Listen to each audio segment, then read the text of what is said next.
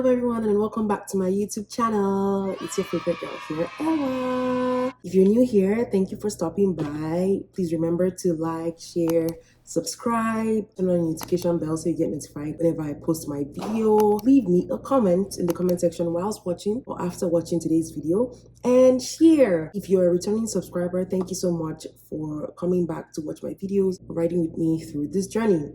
I am a law student at the University of Birmingham, and I share my experiences on this channel, tips and tricks about law school and all that good stuff.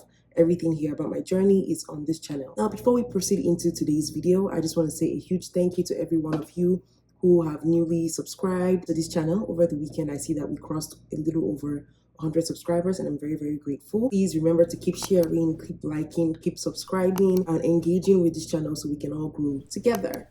Yes. Now in today's video, I'm going to be talking about finding the best accommodations for students, particularly in the UK. I find that it's one of the most requested videos so far, because any video I put on, there's like someone in the comment section asking about accommodations and saying how difficult it is for them to find accommodations for the upcoming fall semester of 2024. So I hope this video will be very, very helpful. I'm going to try and make it as concise and as detailed as possible. If you have any questions, any suggestions, please leave them in the comment section for me or anyone else who has my information. We can always respond on there as well. So accommodation, you've accepted your offer letter, you've gotten a place at your university in the UK, and now it's time for you to find where to live as a student. First of all, congratulations on getting your place in university. Finding accommodation can be a bit difficult or easy, depends on what your budget is, what you're looking for, where your university is, and all that good stuff. So you have to first determine whether you want to be living on student accommodation or off campus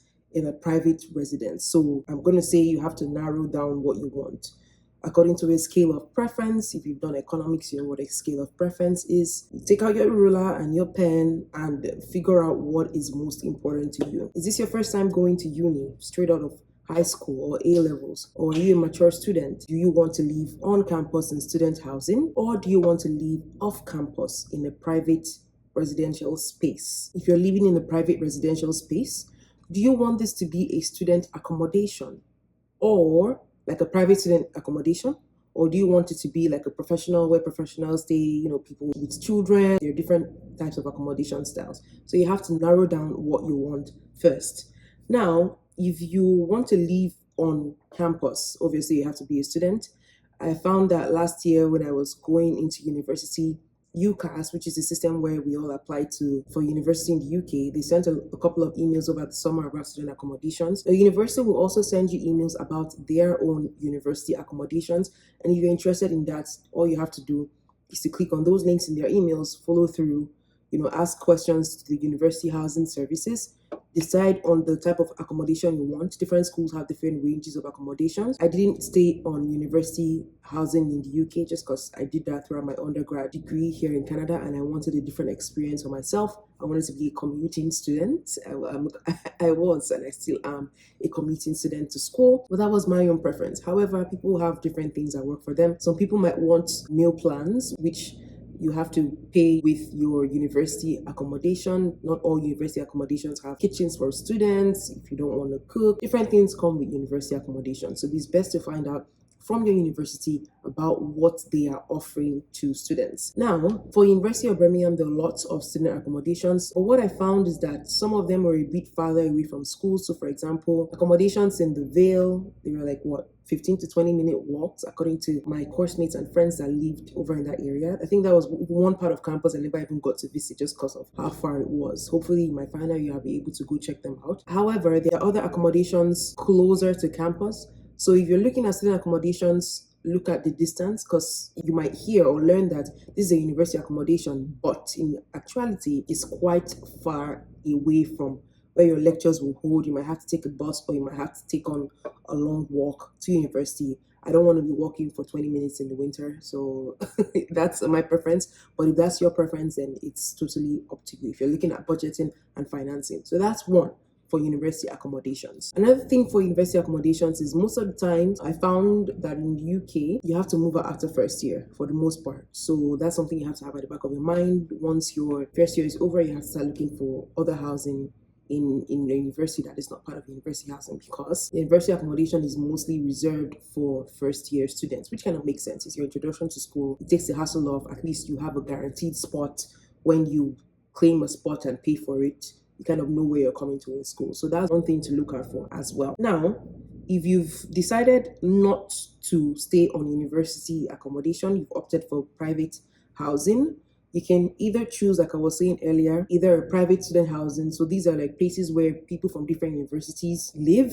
It's a student accommodation, but regardless of what your university is, you just pay and you live there. Or you might want to opt for a different option, which is like a condo, a private apartment, a private housing. What I found with the UK is that if you're looking to live where professionals will usually live, where they don't usually take students, especially international students, you will most likely be asked to pay 6 months or 1 year's rent up front. Just because you don't have proof of you working, there is no proof that you're going to be able to make the payments on a monthly basis. So typically, these landlords that own this place, these buildings, they want their 6 months to 1 year rent up front for students who want to live in their accommodations. Usually they would also have a small percentage of students that they accommodate. So this is something for you to also look out for when searching for private accommodations. Another thing for private residents, which is good to know, is that there is no council tax for students. I think someone asked me this in the comment section, and yes, there's no council tax for students, which is a good thing. You're a student. Like, why should you be paying council taxes? But yeah, that's one good tip. Another thing that I found with the UK is that there are lots of accommodations that are fully furnished. So obviously, if you're a student, if you're an international student, obviously you don't live in the city where your university is. It's in your best interest to move into a fully furnished accommodation, apartment, whatever that is, just because you don't want to go into a new city and start worrying about furniture, where to buy furniture, and then when you're leaving, worrying about how to discard or sell out those furniture. So that's one other tip that I would say is good for students to look out for when looking for housing. The next tip in terms of private residence is, do you want to have roommates or flatmates, or do you want to live alone? This all comes down to budgeting. What's your budget like? How much can you afford? I found that with the UK, the pay is in weekly. So for example, £165 a week. Obviously, you multiply that by 4, and that's what you'll be paying in a month. But it's not like a monthly. They don't say, oh, it's £2,000 to rent this place for a month. No, you see weekly. Obviously, if you're living with a roommate or you're living with a flatmate, it's obviously cheaper than living by yourself. It depends on what your budget is again. So roommates, obviously that means that you and one other person are sharing the same room. Flatmates just means that you have your own space and then you have other people that have their own rooms, or you all share a flat. So you would be sharing like your living room and your kitchen, your public spaces in the house, the toilet. You will share all those spots. And obviously, if you're living by yourself, then you have access to your own personal kitchen, your own personal toilet. It's just you, a big girl or a big boy, big woman or big man or whatever, and you're enjoying your space. But obviously that comes at a price. So it all depends on what you want essentially, which is why I said earlier to map out a scale of preference of what you want and what you can afford as well. Now, these are things that you should look out for during your search, I would advise, because this is what I did and that helped me. I was to resume school in September of 2023. I had been looking for accommodation since late 2022. So when I knew I wanted to go to the UK, I started looking for accommodations in Birmingham, student accommodations, and weighing all my options, doing my research. And these were the things that I looked out for whilst I was researching for my spot. Thankfully, I was able to find and secure a place in March of 2023. So as of March of 2023, I already knew where I was going to be living in September. And that took off a lot of stress from me just to have that residence. The first thing is, if you're going to be living with a roommate or a flatmate, you know the people you're going to be living with. Or are these people going to be assigned to your particular room? If you don't know who you're going to be living with, yeah, it's good to make friends. I had friends who made friends with their roommates during the school semester. And simultaneously, I also had people who didn't care for their roommates or flatmates, just because people are coming from different backgrounds and walks of lives. You don't know who is dirty. You don't know who is neat. You don't know, it's university, how old people can be. Yeah, those are some of the things that I added onto in my research. I didn't want to live with anybody just because I didn't know anyone specifically going into University of Birmingham. So I wanted to have my own space by myself. Yes. The next thing to look out for doing your research is your accommodation close to your university? So like I said before, you might be living on student campus, but that might be a 20-minute walk to your class every single day, to the main campus every single day. University of Birmingham is huge. I don't know how big your university is, but Distance for me was very important, and that comes with commuting students as well. If you're a commuting student, do you have transportation to your university? Yes, you might have train services, but it's the UK.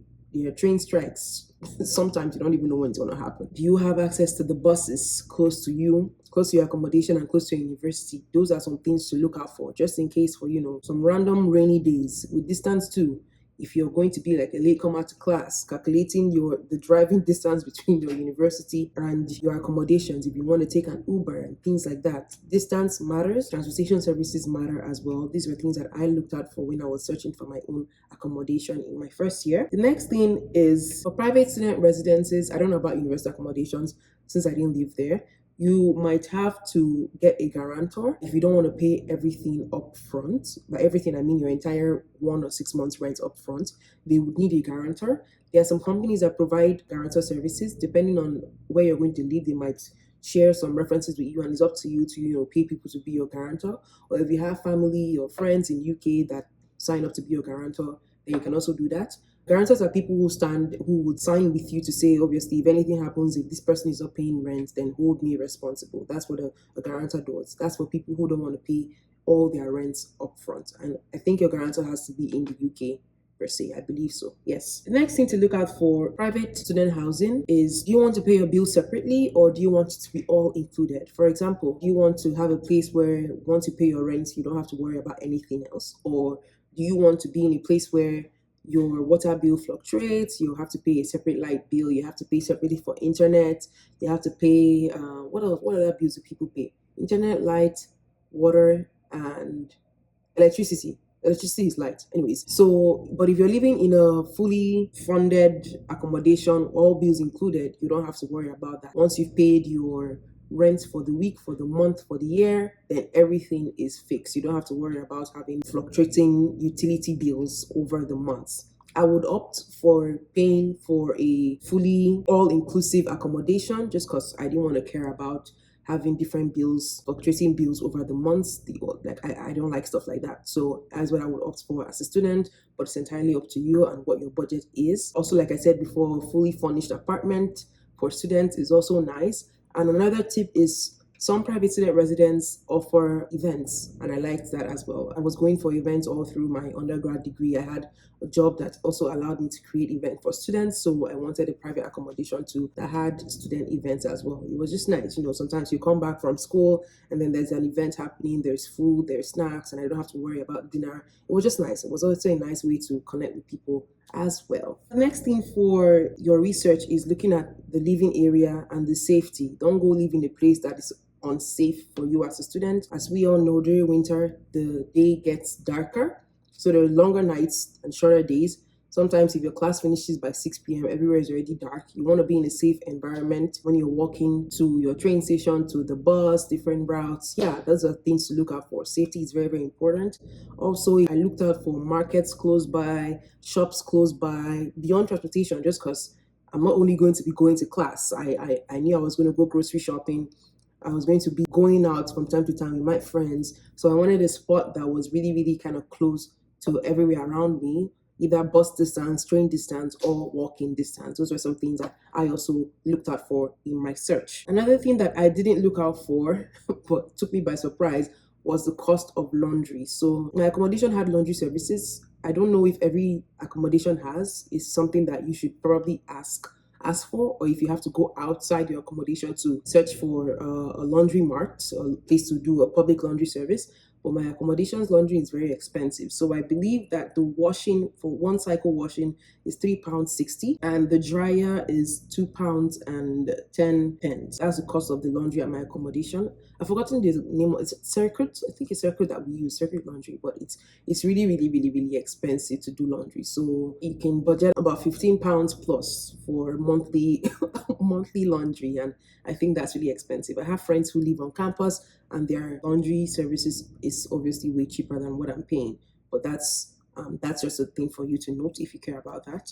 And finally, for private accommodation is, do you want to move out after your first year? Now, like I said before, if you're living on a university campus, ideally you would have to move out because student accommodation is reserved for first year students. But for private accommodation, you can make it in a way whereby you just renew your lease. If you want to move out, then you have to start considering things like storage over the summer. I had friends who moved out of their accommodation, both student housing and private housing, and they all decided to share a storage space. So if you make friends over the course of your university first year, that's something that you can do with your friends, or just renew your lease if you like the place where you're living in, for the most part. Okay, for the last part of this video, I'm just going to be giving out some general suggestions. I don't want to call it advice because it's entirely up to you what decision you make. Number one, I would say if you can, get your accommodation before you arrive in the UK. Just easier, just so you know, from the airport, you're going straight to your accommodation rather than, hanging out in a hotel or something. Now, this all depends on when your lease starts and when you want to get to the UK, but it's just good to have your accommodation ready before going into the new country. Now, this is me as an international student speaking. Another thing will be to read reviews. Go on, read reviews about the accommodation services that you want. Call them, ask them questions. If they're not frequent with communication with you back and forth, then you know how that accommodation is going to be. There's no such thing as a stupid question. You're paying these people, or you're potentially going to be paying these people, so bug them as much as you can and get all your questions answered. If you have opportunity to speak with people who have lived in that residence before, that's also a good thing. Watch YouTube videos about student accommodations. That will help you with your decisions as well. Also think about it as, is this a place where you want to stay throughout your degree? That saves you the hassle of moving every summer, especially if you're like staying for 2 years, 3 years, 4 years, depending on how long your degree is. And my final tip will be, being an international student, obviously you have to be wary of scams.